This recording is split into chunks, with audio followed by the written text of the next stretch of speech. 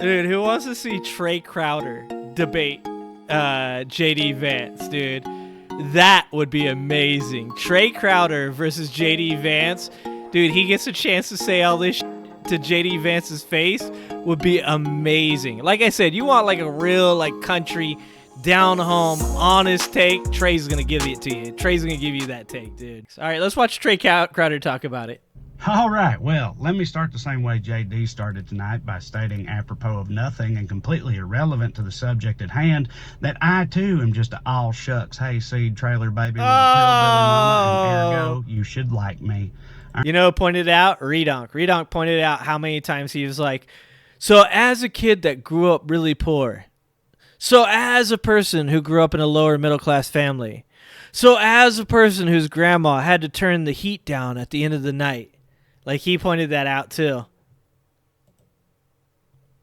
Well, let me start the same way JD started tonight by stating, apropos of nothing and completely irrelevant to the subject at hand, that I too am just a all shucks hayseed trailer baby with a pillbilly mama. Turn and Trey up. ergo, Got it. You should like me.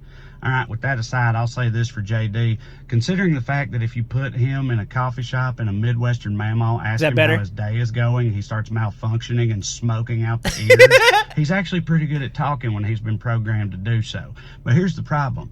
While a lot of the things JD said tonight may have sounded all well and good, they were in fact all dumb and bad. That's right. The boy knows how to polish a turd, all right? He gussied up a lot of bullshit tonight. Yes, he did. First of all, I didn't realize how many things were migraine. You literally, if you want like a real take, like that is a real country boy take right there. Trey Crowder right there, that's a real country boy take. Tonight, yes, he did. First of all, I didn't realize how many things were migrants' fault. You know, I mean, we all know they're coming up here stealing all the jobs, criming all the crime. Criming all the crime. Tonight, I didn't realize that the outrageous price I paid for my home was, in fact, because of migrants. I didn't realize that mine and JD's mama's pill addictions wasn't because of big pharma. It was migrants this whole time. Me and JD, our kids, they got to go to active shooter drills every other semester at school. Migrants did that. I didn't know. Yeah. But at least with that last one, JD did offer a solution. He said, I think we should just bulletproof all the schools. He did, though. Body armor for he said thicker windows. The America of our forebears' dreams. What up, Nana? No, I think JD, he knew he couldn't say what he really means tonight. Like when he was asked about climate change, he said we need more energy production. What he meant was drill, baby, drill. When JD said that the solution to the child care crisis was to give women more options, like with the church or the community, what he meant was, we damn sure ain't going to make big business pay for it. I'm going to try that next time my wife asks me to take the trash out. Honey, I think what's really important is that you have options, you know. Maybe the neighbors take the trash out. Maybe the kids do it. You know, we'll see how that goes for me. And most egregiously, when JD said, I've never supported a national abortion ban, what he meant was, upon a cursory Google, you can find myriad examples of me directly supporting a national abortion ban. Anybody can mix that up. Exactly. JD knew he couldn't say what he really means tonight because what he really means is completely untenable to the American people. That's JD. Now, as for our boy T-Dubs, Tim Walz, love Tim Walz. We all do. He's like the neighbor in a feel-good 90s sitcom. He's just as folksy and wise as all get out. Nice guy, but tonight, maybe a little too nice. Yeah. Sometimes you got to call a spade a spade. Yeah, like I said, Tim Walz, look, when you send Floyd Mayweather into a fight, he's going to fight with that Philly shell. He's going to fight with defense. He's going to counterpunch. You don't see Floyd Mayweather in to fight like Mike Tyson. You're never going to see Floyd throwing uppercuts that could possibly kill a person, okay? It's just not who he is, and as much as I wanted Tim Walz to go after him, it wasn't who Tim Walz was, and I think Tim Walz, the way he handled it, was about as well as Tim Walz could handle it. He's like the neighbor in a feel-good 90s sitcom. He's just as folksy and wise as all get out. Nice guy, but tonight, maybe a little too nice. All right, sometimes you got to call a spade, buddy. And by a spade, I mean a duplicitous asshole. All right, you can't just let these lies slide. Not just the ones we already talked about, but also like when JD said that Trump saved Obamacare. He wanted him to call him an asshole. First of all, that's a wild thing for him to even say, because I feel like in MAGA world, they just hear the word and they're like, Obamacare. Worst thing that ever happened to this country. And tonight, JD's like, Donald Trump saved Obamacare. And they're like, you damn right he did. Man's an American hero. It's ridiculous. But also, no, he did not. No, he did save not. Obamacare. All right, you got to pick that off, Walz. Our boy left too many plays on the field tonight, but it's okay because in the fourth quarter, the old ball coach still came through. Yes, he did, because he asked JD to his face to acknowledge that Donald Trump had lost the 2020 election, and he could not do it. That's right. He hemmed and hawed and tried to gaslight us all into thinking that all that coup stuff censorship was not that big of a deal. Censorship. I think what's really important is that they don't want you to be able to lie and say the N-word on Facebook. So what should we really be talking about? Okay. He couldn't get around it. He was like, I think Donald Trump deserves a lot of credit for peacefully passing power over on January 20th. And it's like, yeah, 14 days after his failed insurrection. You know, Walz gave him enough rope. He just kept hanging himself. JD knew he could dance around. Dude, who wants to see Trey Crowder debate fucking JD Vance, dude? That would be amazing. Trey Crowder versus JD Vance. Dude, he gets a chance to say all this shit to JD Vance's face. Would be amazing. Like I said, you want like a real like country down home honest take. Trey's gonna give it to you. Trey's gonna give you that take, dude.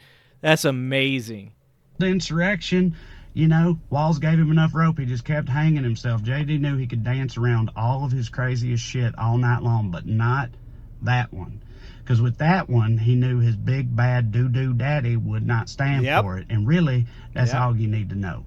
Because I've always thought that single-issue voters are kind of wild, you know, but in a way, we should all be single-issue voters in this election because there's one issue that supersedes the rest of them. Treason. Because without it, none of the others are even on the table. What if he hurts? The fundamental underpinning of American democracy. And tonight, one candidate who sugar-coated and spin-doctored his way through an entire debate refused to even pretend that he actually stands for it. And really, what more do you need to know? All right.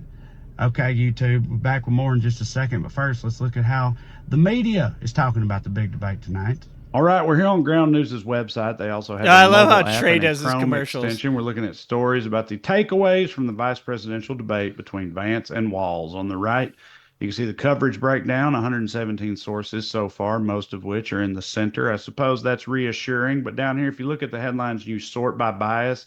You can see how the bias of the outlet comes through in the headline before you ever even read the story. Like this, you sort by left at the top. It says a look at false and misleading claims during the vice president.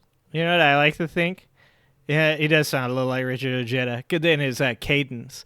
You know what I like? I like to think is that like Trey Crowder's wife won't let him do his YouTube videos in the house. So Trey like goes out to his car and does his videos, sometimes with a Swiffer in the back. Every once in a while, there's a Swiffer in the back. Like he just got home from Target picking up a Swiffer, and it's like his guilty, like his addiction is doing a quick YouTube video in his car before he goes inside. But then when he wants to do his commercials, you can clearly tell that the man is inside his house on his desktop. Like it's like he waited until she went to Target.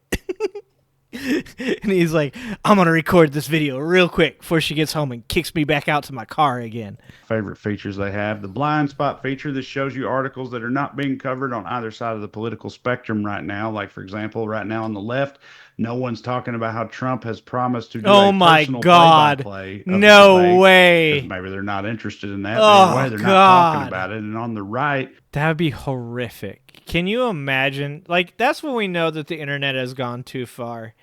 We know the internet is gone too far with like how much we're selling ourselves.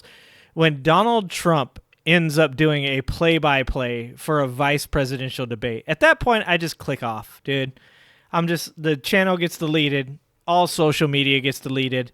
I fucking throw my computer off the back deck. It's a long fall off my back deck, just so you guys know. So the computer's not going to survive, all right? Just right off the back deck. And I just start reading books again. I mean, I still read books, but I mean, just exclusively reading books. If we ever allow Donald Trump to give play-by-play of any debate, vice president, I don't give a fuck if it's a junior high debate. If Donald Trump is allowed to sit there and give play-by-play on a junior high debate, I will quit YouTube. log off social media, throw my computer off the back deck, and just come down here next to my nice big shelf of books, and I'll just read books for the rest of my life. And that'll be the end. Because fuck that. God, dude.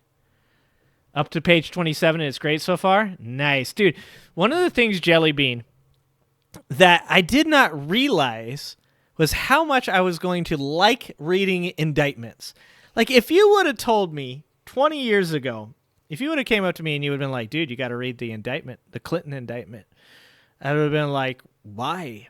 Like, I would have assumed that was all legal jargon, right? Like, I would have assumed it was all stuff that I couldn't even, understood.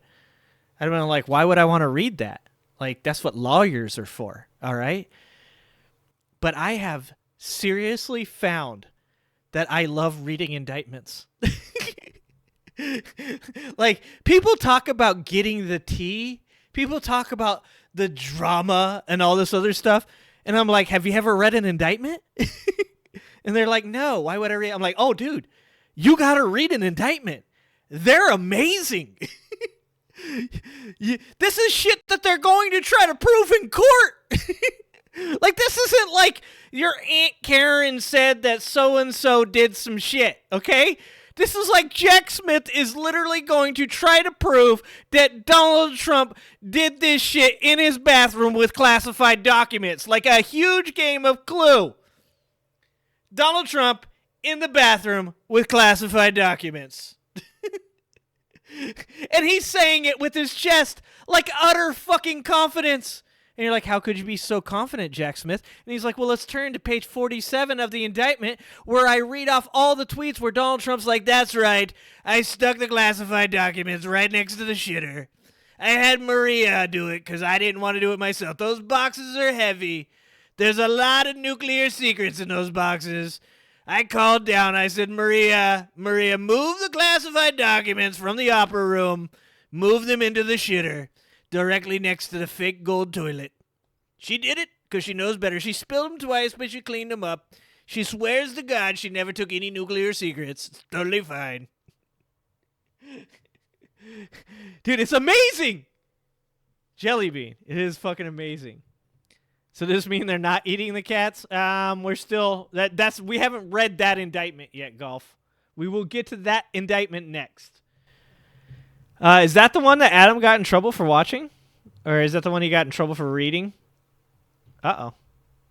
Drink? We just had a buffer. I was like, I said that, and then my stream buffered. That was scary. All right. We're going to watch the rest of Trey Crowder video, and then we're going to watch the other video I've got, and then I'm going to go read me an indictment. That's like how I fall asleep nowadays, like fucking reading indictments in the bed. Fucking get me a cigar and an indictment and a glass of tequila. That's how we finish our nights nowadays, boys. Oh, more buffering. More buffering. Something is going on, guys. Get 40% off their highest tier Advantage program, which includes the unlimited blind spot feature. Listen, y'all, we're getting to the nitty gritty now. It's an election year. It's never been more important. Push back on the bias and BS. Try ground news. Trey, you just finished. You can't do your commercial after your commercial. Nighttime edition. Here we go. I didn't know how people would feel about these, but so far it seems fine to people. They're not bothered too much by it. But yeah, I just had to do it. Had to get it off my chest after watching the debate. Also, the aftermath of the debate was funny. One of my favorite parts of the debate was JD saying when they called him on the Haitian immigrants thing, they said actually they're there legally, and he was like, okay, well, I mean, all right, well, since you fact checked me, which you said you weren't going to do, okay, fine. Yeah, what is up with the buffering now? Since we got to tell the truth up here, they're on to me, dude. Say something else about it. If that's what you want to do. And then after on Fox News, Sean Hannity also like went into this very self-righteous thing, put out his soapbox, and he was like, "I'm absolutely disgusted at those despicable so-called moderators on CBS News tonight who immediately broke their solemn promise to not fact check in this debate." I swear to God he said that. I swear to God he did. And it's like, how much self-awareness do you have to be lacking to realize that is to not realize that that's an insane thing to say. It's like, well, what we need, so we're supposed to have facts in debates now. That's how it works. They ain't supposed to be able to lie. I thought this was America. I thought this was politics. I thought this was an election year. Lying is fundamental to the... Dude, that's for real. Like, who would say who would outright say they don't like you should be able to say like, yeah, fact check me. Like, I don't give a fuck. Fact check me. I mean, I tell people all the time on the stream, right? I'm like, if I'm wrong, tell me I'm wrong. I don't care. Like, in fact, actually, I do care. I do care to be told I'm wrong. I want to know if what I'm saying is incorrect. Like, who the hell would ever say, I thought there wasn't going to be a fact check. I don't like that I'm being fact checked. You know who would say that? Somebody that's lying. That's who would say that. I thought this was an election year. Holy Lying shit. is fundamental to the American election cycle, okay? And these mainstream media don't even want us to be able to lie. It's wild, dude. It's wild, the world we all live in, ain't it? And the main thing at the end of the day, however these two did tonight and however you feel about it, they still represent two other people, and one of those people is Donald Trump. Yep. All right? And he ain't changed. He still can't talk good. He's still crazy at everything. He's wild as hell, and he cannot be the president. That's all I know. So at the end of the day, I don't get the outcome of this debate really don't even matter in a way, because the stakes are still the same. And also, as a final note for anybody wondering, it's like, because last time in the first debate, I got my son's reaction to it. A lot of people like that. Couldn't really pull that off tonight because there wasn't a train wreck unfolding. And they're 12, you know, they're middle schoolers. What I mean is, like, tonight was more like classic American debate. Yeah, you know, it was two white guys talking about stuff, policy and stuff like that. And I know that one of them's insane, but to a 12-year-old, he's not visibly insane. Yeah. So it's hard to catch their attention. You know what I mean? With Trump, it was just like, God damn, it's like they were watching anime or something. Like, what is this motherfucker gonna do next? You know, they couldn't peel their eyes away. But tonight didn't have the same effect, so I couldn't really get much out of it. That's so funny. For this one, so I apologize for that. But, you know, this time I actually had to put some work in. What are you going to do? Anyway, thank y'all for watching, as always. Dude, I'm going to go see Trey Crowder at one point. It's going to happen. I've seen Rogan. I've seen Burr. I've seen Jim Gaffigan. Like, I'm going to go see Trey Crowder for sure.